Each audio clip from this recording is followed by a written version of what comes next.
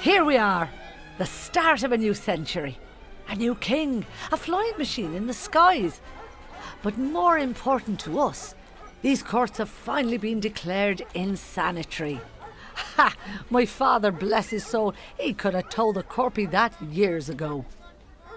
This reporter chap looked at me like I'd gone mad. Leave, I said. Neighbours is neighbours. Just 'cause they're slums doesn't mean you can just get up and go. Not when you've shared so much happiness and sorrow over the years. It's not right, is it? The first house we entered was 10 House, number 2 Court, Fontenoy Street. The family have absolutely nothing, and the cellar door has been lifted off its hinges and laid down upon the floor of the room to act as a bed for the children. The father, having used his clothes to cover them, then settles on a wooden box. Hugh Farry, Daily Post. It's the children that suffer. I watch them every day, swarming out like rats drawn to the light.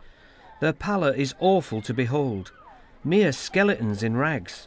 Some cluster round the Melly fountain, fighting for the right to quench their thirst. Herbert Lee Jones, The League of Well-Doers. Paddy and me settled in Scotland Road, being as it's Catholic and all. But you know, you wander around and it's a real melting pot.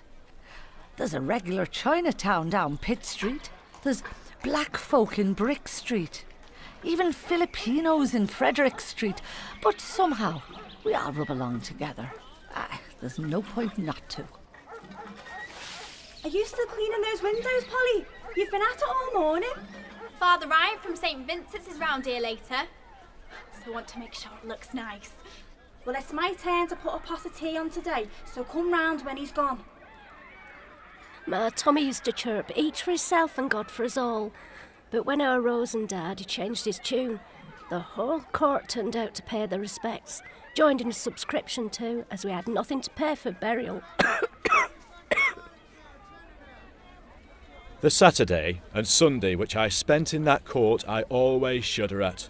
I'm very sorry to think that, although we're told the world is getting wiser, the Liverpool courts are getting no better. New laws empower the corporation to clear these dwellings, but their obsession with statistics saps their resolve. Hugh Shimmin, Porcupine Newspaper. Things are finally starting to change. I never thought I'd see that wretched Hornby Street demolished, but I don't see it changing for me. Not in my lifetime. These 450 new homes, it's still just a trickle. It won't help the likes of us. Come back in 50 years, and maybe by then we'll have piped water and fresh air.